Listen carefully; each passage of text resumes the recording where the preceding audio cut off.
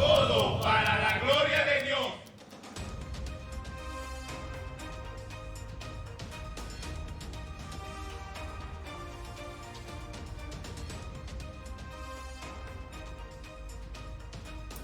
Hoy quiero comenzar esta enseñanza para variar con una pregunta. ¿Quién es tu modelo a seguir? Tal vez muchos dirán, mi padre.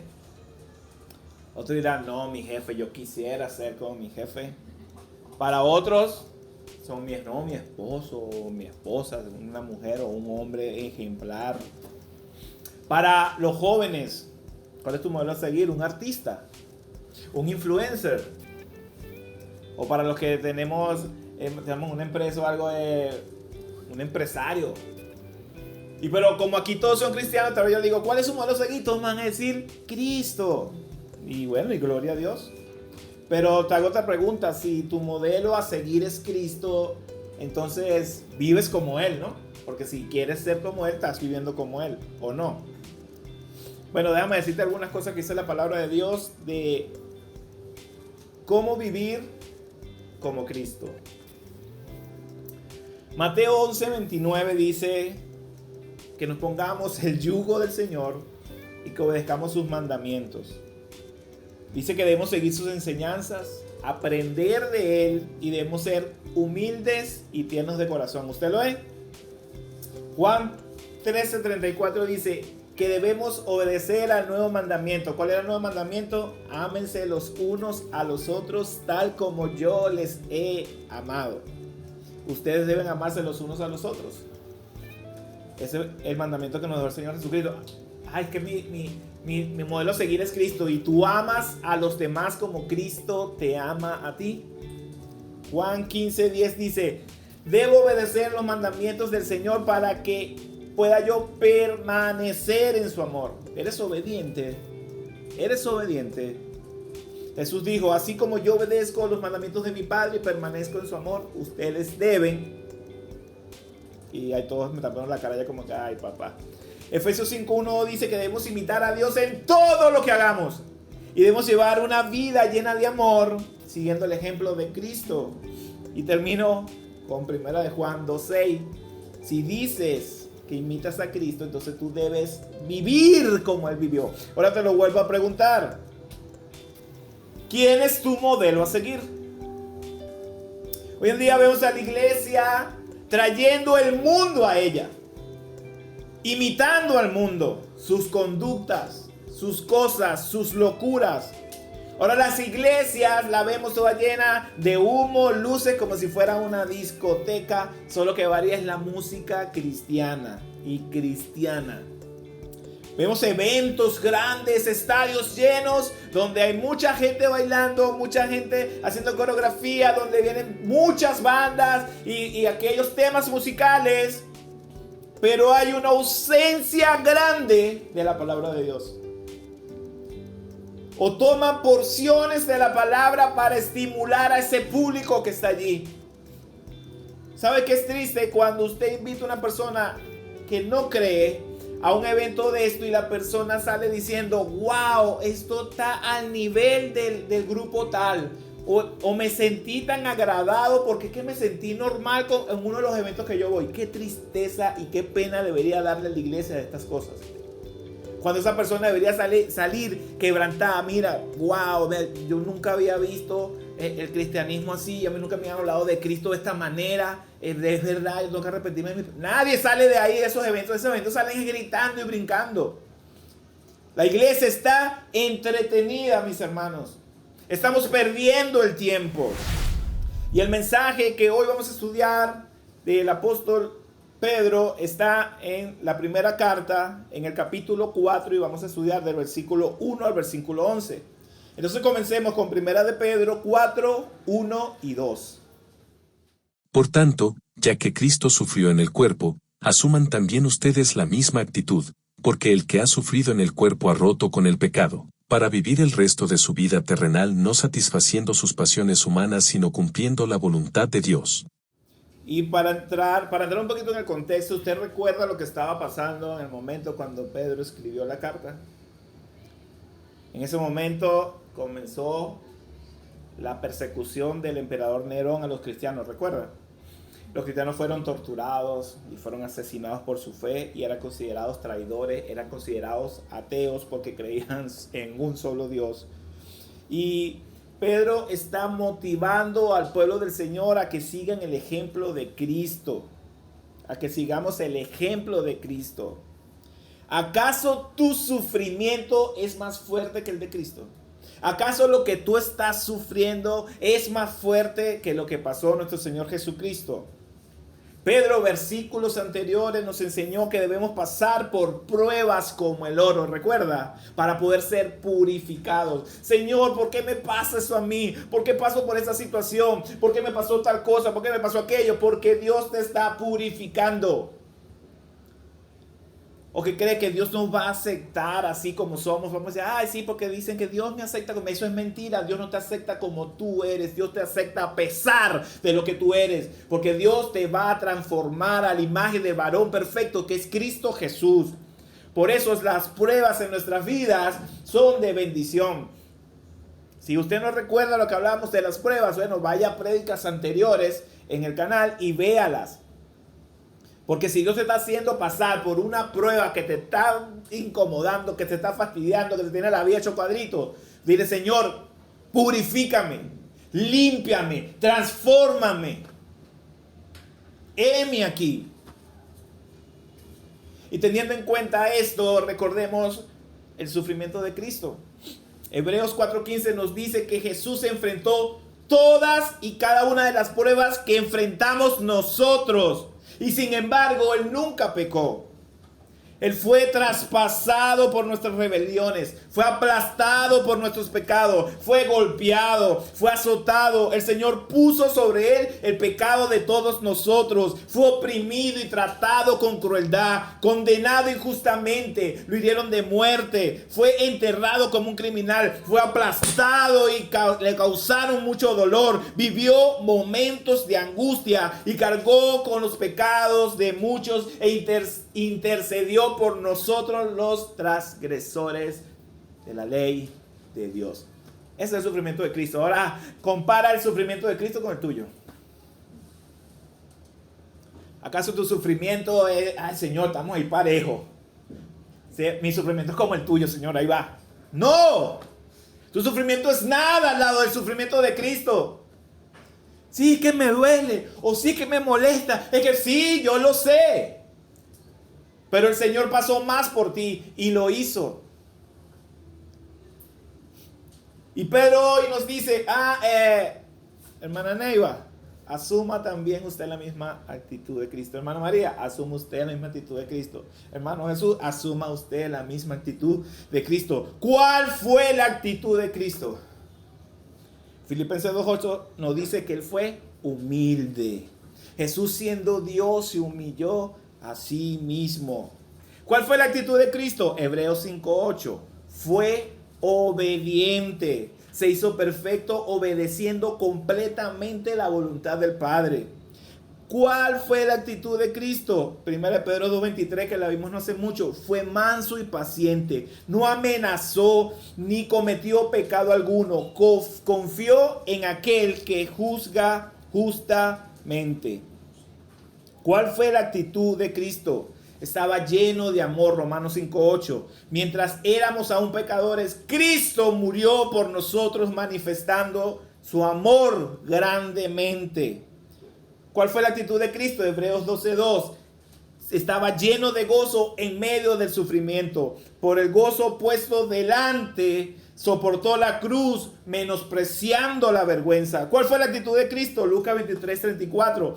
Fue perdonador. Cuando estaba allí clavado, oraba al Padre diciéndole, perdónalo, Señor, porque no saben lo que hacen. Esa es la actitud de Cristo. Esa es la actitud que tú tienes que tener en medio del sufrimiento.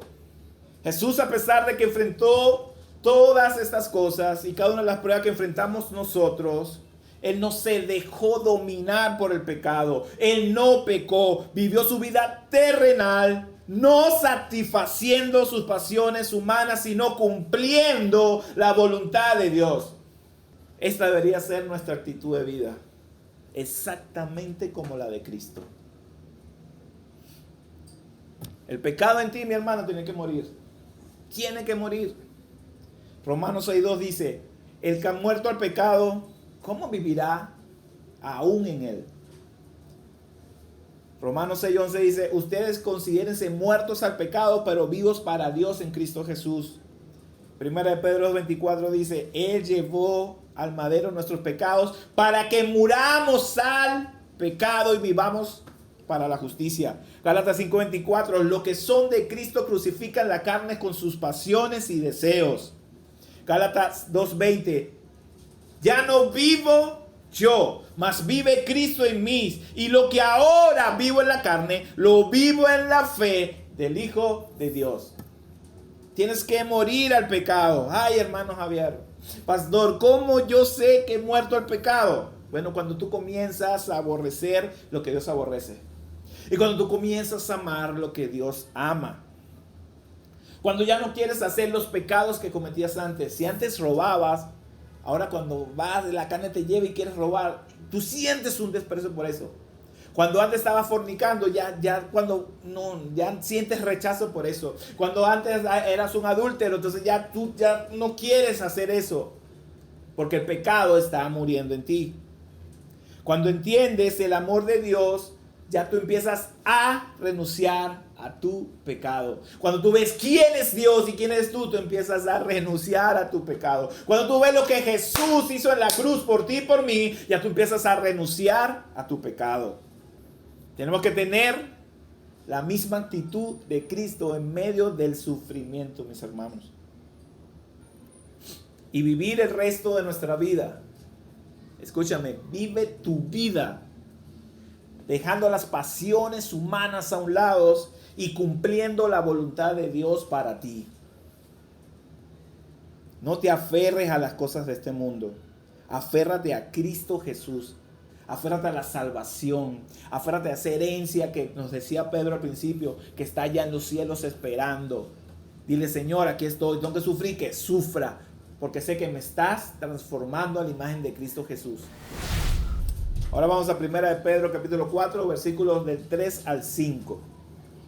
Pues ya basta con el tiempo que han desperdiciado haciendo lo que agrada a los incrédulos, entregados al desenfreno, a las pasiones, a las borracheras, a las orgías, a las parrandas y a las idolatrías abominables. A ellos les parece extraño que ustedes ya no corran con ellos en ese mismo desbordamiento de inmoralidad, y por eso los insultan.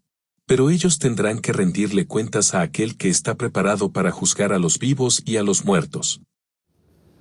Pedro dice, pues ya basta. No dice, ya basta.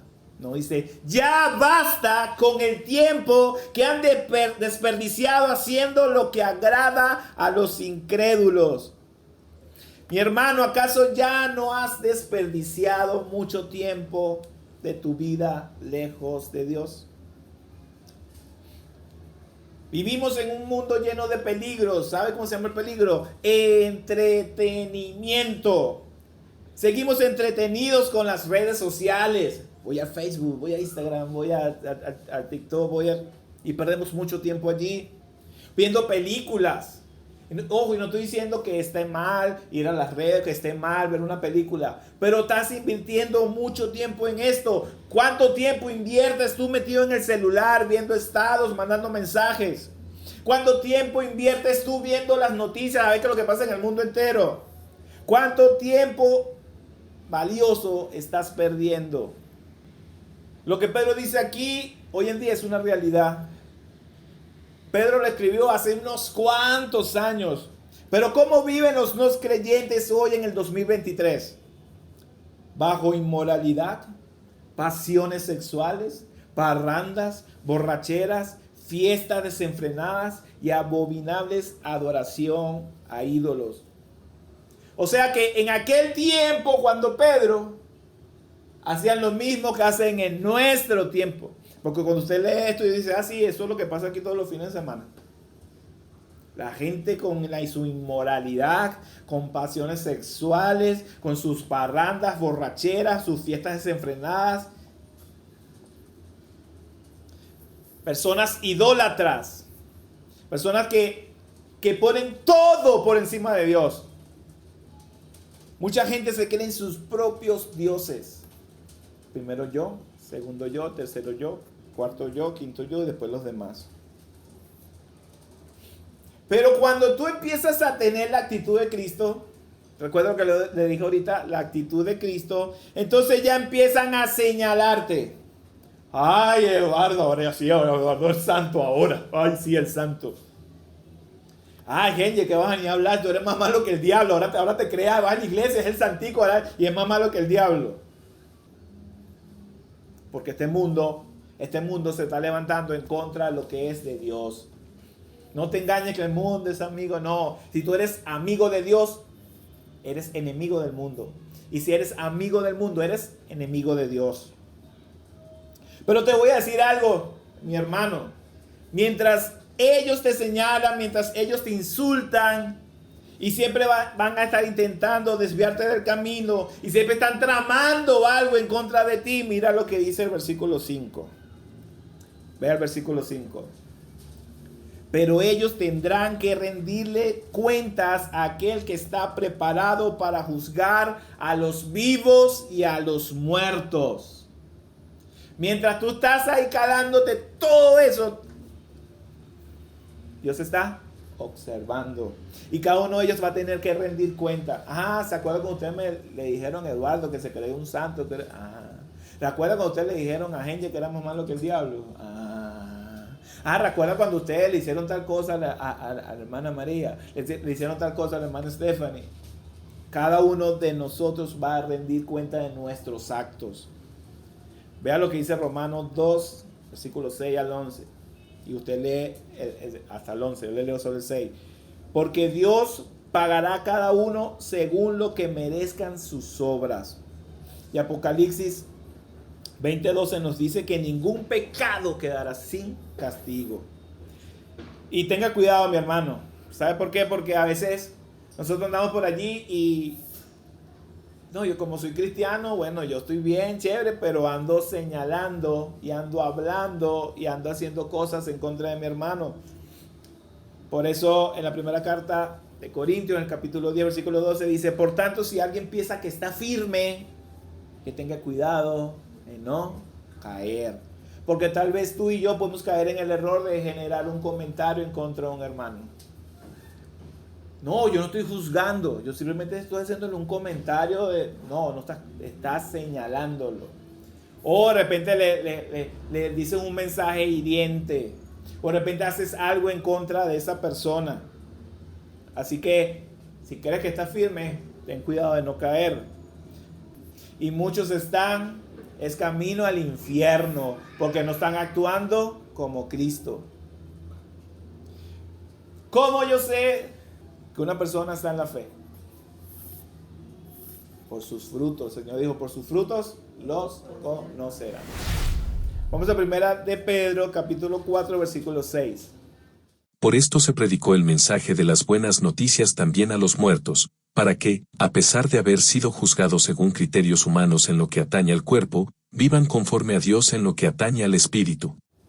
Y escúcheme, en esta porción que nos habla Pedro aquí, Pedro le está dando palabras de consuelo a ese pueblo que está siendo perseguido. Había muchas dudas sobre la vida después de la muerte y había mucha inquietud por aquellos hermanos que ya habían muerto, así como pasó en Tesalónica, que también se mire y esos hermanos que ya murieron. Entonces Pablo tuvo que escribir un pedazo de su carta referente a eso. Pero Pedro en ningún momento nos está diciendo que se les predicó a los muertos. Vaya y predíquele a un muerto, pues tú ves lo que pasa. ¿Sabes qué va a pasar? Nada.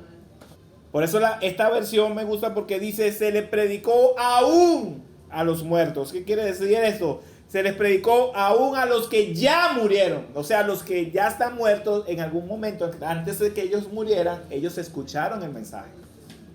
¿Ok? Porque mucha gente que ve eso y dice: ay, viste, se le predica a los muertos. No se le predica a los muertos. No se le predica a los muertos. Y Ellos escucharon el mensaje antes de morir. Entonces ellos estaban preocupados. Mira, ajá, sí, la salvación, todo. Pero ¿y qué pasó con los que ya murieron? Pedro está diciendo que tantos creyentes como incrédulos vamos a ser juzgados en un juicio imparcial. Todos vamos a ser juzgados. La única diferencia es que nosotros vamos a tener a un abogado delante de nosotros quien va a interceder. ¿Cómo se llama? ¿Cómo se llama? ¿Cómo se llama? Y el que no está en Cristo, cuando vaya a estar allí delante de nuestro Dios, ¿qué va a pasar? Le van a decir, mire, aquí no se da abogado gratuito como le dan ustedes. La salvación de Dios se está predicando desde el principio. En el Antiguo Testamento tenían la esperanza de que Dios iba a enviar a uno que iba a aplastar la cabeza de la serpiente, o sea, iba a enviar al Mesías, ¿sí? Y la gente tenía fe en la promesa de Dios de que iba a enviar al Mesías. Y en el Nuevo Testamento nuestra fe es que Dios ya cumplió esa promesa y creemos y creeremos en el Mesías que envió, que es Cristo Jesús. Ya fue enviado el Mesías para que venciera. ¿Qué venció? El pecado y la muerte. ¿Qué venció? El pecado y la muerte. Y ahora tiene la máxima autoridad y ahora está sentado a la derecha de Dios Padre.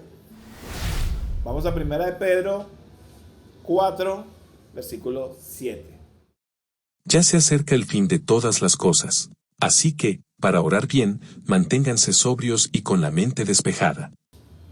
Mi hermano, yo sé que muchos de ustedes estaban escuchando así como yo de pequeño. Mi abuela me decía, ya se va a acabar el mundo y tú estás haciendo otra cosa. Y hemos escuchado siempre, viene el fin, pero si vemos lo que está pasando en el mundo, vemos que este cerco cada día se cierra más. La maldad del hombre cada día sigue aumentando. El pecado del ser humano es peor. Debemos vivir con la expectativa de que Cristo viene en cualquier momento. Si el Señor viniera hoy, ¿cómo te encontraría? ¿Recuerdan la parábola de las 10 vírgenes? Había unas que estaban preparadas, tenían su aceite, su cosa y estaban tranquilitas. Y las otras estaban todas chinchadas ahí, gastaron todo el aceite, toda la cosa. Y cuando llegó el novio, ¿qué pasó? Las que estaban preparadas se fueron con el novio, pero ¿y las que no? No sabemos si Cristo viene en este momento. No sabemos si Cristo viene mañana, si viene el mes que viene, si viene dentro de 10 años, viene dentro de 1000 años. No lo sabemos porque solo lo sabe el Padre. Pero tú tienes que vivir siempre con esa expectativa de que Cristo puede venir hoy mismo. Por eso tienes que cada día esforzarte para vivir conforme a la voluntad de Dios. Cada día tienes que decir, Espíritu Santo, ayúdame a yo caminar en obediencia al Padre. Cada día de tu vida tú tienes que estar firme y arraigado en Cristo Jesús. Que cuando te presentes delante del Señor, dice, Señor, no tengo nada de que avergonzarme. Y vengo ante ti con una conciencia limpia. Así tenemos que presentarnos delante del Padre. Y si tienes algo que te está quebrando, que te tiene mal, un pecado o algo, Señor, Padre, mira, confieso mi pecado, arrepiéntete. Para orar bien, dice Pedro, para orar bien manténgase sobrios y en mente despejada. Pero ¿cómo es esto? ¿Quieres orar bien? Entonces tienes que permanecer en comunión con Dios. Mire, en Juan 15 el Señor nos habla que el Señor es la vid y nosotros somos las ramas. ¿Qué pasa si yo pongo una rama sola ahí en el piso y le echo agua y le echo abono y todo? Esa rama no va a hacer nada porque necesita estar pegada de la vid, que es la que le da vida a esa rama, que es la que tiene las raíces bien cimentadas, la que le hace que recorra todo lo que necesita esa rama para que dé frutos. Nosotros tenemos que mantenernos así. ¿Cómo? Yendo a la palabra de Dios. Ay, hermano, es que usted está leyendo la palabra. No, y usted está orando. No, hermano, ¿y cómo quiere que te vaya entonces? ¿Cómo que no vas a estar? Ay, toda una angustia. Necesitas pegarte de la vid para que te dé vida. Mi versión de la Biblia dice 9 meses, permanezcan.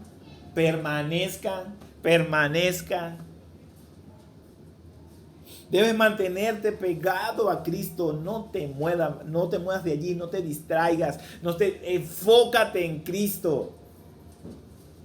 ¿Cómo? Ora, medita la palabra, amarra tus pensamientos, enfócate en la gracia que recibiste inmerecidamente. El Salmo 1 dice, qué alegría o bienaventurados son aquellos que no siguen el consejo de los malvados, ni andan con pecadores, ni se juntan con burlones, sino que se deleitan en la ley del Señor, meditando en ella de día y de noche. Medita en la palabra de día y de noche. No, yo antes de acostarme no, hermano. No, que nada más yo me levanto, leo un pedacito, un salmo y ya. No, hermano. No lea porciones. Yo se lo he dicho, no lea porciones. Lea libros, lea capítulos. Y durante todo el día, medite en eso. Para orar bien, yo debo estar pegado a Cristo. Permanecer en Él. Orando y meditando su palabra, porque así que yo conozco la voluntad de Dios. ¿Cuál será la voluntad de Dios? Si no lees la palabra de Dios, ¿cómo vas a saber cuál es la voluntad de Dios? ¿Cuál será la voluntad de Dios para mi vida? Si tú no oras, ¿cómo vas a saber cuál es la voluntad de Dios para tu vida? Hermano, ¿quieres un consejo? Aprenda a tener dominio propio. Domina tu cuerpo. Domina tus pensamientos. Pedro nos decía no hace mucho, en capítulos atrás, que amarremos nuestro pensamiento y lo enfoquemos en la gracia que hemos recibido de parte de nuestro Señor. Ahora Pedro continúa dándonos algunos consejos prácticos y yo quiero leerlos acá. En 1 Pedro, capítulo 4, versículo 8 dice, sobre todo, ámense los unos a los otros profundamente, porque el amor cubre multitud de pecados. Sabes, el amor no guarda un registro de cuántas veces alguien me ofendió. ¿O sí? Bueno, Neiva me ofendió. Esta es la 374. Mi hijo me ofendió a la 6836. Claro, me ofendió bastante, ¿eh? No, el amor no lleva un registro de ofensas. El amor perdona en respuesta al perdón de Dios. Escúchame, el amor perdona en respuesta del perdón de Dios. ¿Te acuerdas esa parte del Padre Nuestro que dice, perdona nuestras ofensas, porque tú eres un Dios misericordioso que todo lo perdona? No dice, perdona mis ofensas como yo he perdonado a aquel que me ha ofendido. Proverbios 10:12 dice, el odio produce más odio. El amor todo lo perdona. Primera de Corintios 13:4 dice que el amor es paciente, que el amor es bondadoso. Santiago 5:20 dice que puedes estar seguro de quien haga volver al pecador de su mal camino, salvará a esa persona de la muerte y traerá como resultado el perdón de muchos pecados. Primera de Pedro 4:9 dice, practiquen la hospitalidad entre ustedes sin quejarse. Pero ¿por qué nos dice Pedro esto? ¿Y por qué la Biblia siempre nos está hablando? Practiquen la hospitalidad. Y ¿sabes? Yo no sé si usted lo tiene claro, pero déjame aclarárselo. Hay una gran diferencia entre hospitalidad y atender, vamos a decirlo así, a una visita. La visita, cuando viene alguien a visitarme, se centra en la familia anfitriona, o sea, la familia que está invitando. La hermana María nos invitó a su casa. Pero hermana María dice, no, yo lo que quiero es que ellos vean la casa limpia, que ellos cuando vengan yo les voy a hacer un platillo especial y que coman bien sabroso, que se sientan agradables aquí y ya, se acabó. Se fue la visita, se acabó. Y ella nos conoce, ya lo está haciendo porque nos quiere, nos ama y nos quiere atender bien. La hospitalidad es un poco más diferente. La hospitalidad se centra en una visita que no es conocida normalmente para mí. Es la necesidad de la persona. Yo no quiero que la persona vea que la casa está bonita y que le voy a preparar un buen plato de comida y que se sienta bien. Yo voy a suplir las necesidades de esa persona, las prioridades de esas personas. Es alguien que necesita mi atención. Le doy un ejemplo. En este tiempo venían, como estaban en persecución, recuerda que venían predicadores allí, huyendo también de la persecución de la cosa, y decían, ¿en casa de quién lo podemos dejar? Vamos a llevarlo a la casa de la hermana Alma. La hermana Alma no sabía ni quién era ese señor, pero ella tenía que recibirlo en su casa y darle una habitación y darle comida y atenderlo. Ella no sabía quién era, no lo conocía, ella no lo quería, no sentía amor por ella, pero tenía que atenderlo. Eso es hospitalidad. O sea, ¿qué nos está diciendo Pedro aquí? Practíquenlo. ¿Con quién vamos a practicar? Con nuestros hermanos en la fe. Y dice, sin quejarse. Porque imagínate que yo digo, hermana María, viene un amigo predicador y lo vamos a alojar en su casa. Yo, la hermana María va a decir, ¿qué? Pero y ahí la comida, y dónde vamos, Dios se va. Entonces, ¿qué dice Pedro? Sin quejarse.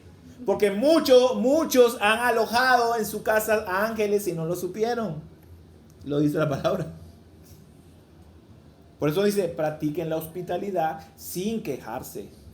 Porque es una manera de yo mostrar mi amor por Cristo. Es una manera de yo reflejar que Cristo vive en mí. ¿Cuál es la evidencia de que nosotros somos discípulos de Cristo? En que nos amamos los unos a los otros. Y al amar los unos a los otros no solo hablamos de una persona que yo quiero, veo o conozco. También hablo de aquella persona que sé que es un hermano en la fe. Y yo lo amo y lo atiendo de igual manera. Primera de Pedro 4:10 dice, cada uno ponga al servicio de los demás el don que haya recibido, administrando fielmente la gracia de Dios en sus diversas formas. Cuando Dios te da un don, mi hermano, no lo hace para que tú te beneficies, sino para que con ese don sirvas a los demás. Dios no te va a dar algo para que, mira, Dios me dio este don, bueno, esto es para que yo trabaje y le saque dinero. No, es para que tú uses el don que Dios te dio para los demás. Tienes que ser un buen administrador de la gracia de Dios, de lo que Dios te da. 1 Corintios 12, Pablo nos habla que somos un cuerpo. No todos tenemos la misma función. Imagínate que todos fuéramos manos, ¿cómo caminamos? Si todos fuéramos pies, ¿cómo pensamos? Si todos fuéramos ojos, no. Igualmente con los dones, cada uno Dios le dio un don diferente para que en el cuerpo de Cristo todos nos sirvamos unos. ¿Qué órgano de nosotros es independiente? Ninguno. Todos dependen de todos. Si se para el corazón, ¿qué pasa? Pero si el cerebro se para, ¿qué pasa? Si se paran los pulmones, ¿qué pasa? O sea, todos nuestros órganos dependen unos de otros. Igualmente en la iglesia dependemos unos de otros y debemos servirnos unos a otros. Romanos 12 indica que debemos usar nuestros dones espirituales según la gracia que se nos ha concedido, ya sea la profecía, ya sea la porción de fe, el ministerio, el que se enseña. Todo debemos ponerlo en función a la iglesia, en función a los hermanos. Y 1 Pedro 4:11 dice, el que habla, hágalo como quien expresa las palabras mismas de Dios. El que presta algún servicio, hágalo como quien tiene el poder de Dios.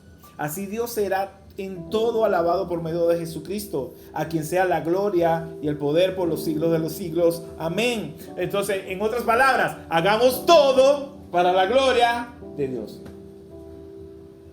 Cada cosa que hagamos, todo lo que salga de nuestra boca, todo lo que pensemos, nuestras actitudes, todo debemos hacerlo pensando en que sean para la gloria de Dios. Sabes, muchas personas van a alabar a Dios nada más con observar tu estilo de vida. Si eres un cristiano, si eres una persona llena del Espíritu Santo, las personas al verte van a decir, wow, gloria a Dios, mira, esa persona. Y tú ni te vas a enterar, ni sabes. Mateo 5:16 dice, hagan brillar su luz delante de todos. No dice, escondan su luz en su casa nada más, o cuando vayan a la iglesia. No, hagan brillar su luz delante de todos para que ellos puedan ver las buenas obras de ustedes y les den gloria. No, dice, y alaben a su Padre que está en los cielos. Mira, hermano, yo no sé si alguien te lo ha dicho, pero te lo voy a decir. El protagonista de esta historia no eres tú. El protagonista de esta historia es nuestro Dios. Y a Él es el único que es merecedor de toda gloria, de toda honra, de todo poder, de toda alabanza. Nuestra vida y nosotros existimos para darle gloria a Él. No te equivoques. Tú eres un extra, tú no eres protagonista. Muchas veces creen que en la Biblia el protagonista es el ser humano, que Dios vino a rescatarlo. No. El protagonista de la Biblia es Dios, que mostró todo su amor, que mostró toda su gracia, que mostró su gran misericordia, que mostró su santidad, su justicia, su perfección, salvando al ser humano, quien estaba muerto en sus delitos y pecados, en que no podía hacer nada para salvarse. El protagonista es nuestro Señor. Por eso la Biblia dice que la salvación viene de Dios. Y hoy, escúchame, hoy tú y yo podemos sentarnos a la mesa con el Señor, porque Cristo tomó nuestro lugar, porque Cristo hizo ese glorioso intercambio. Quítate tú y me pongo yo. La muerte que merecíamos nosotros la llevó Él. La justicia que merecía yo la llevó Él. Por eso es nuestro ejemplo, al quien debemos poner nuestra mirada en Cristo Jesús.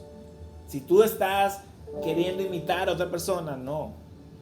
Vive como Cristo. Vive como Cristo. Porque si tú dices que le amas, si tú dices que le sirves, si tú te haces llamar cristiano, entonces Cristo tiene que reflejarse en cada uno de nosotros.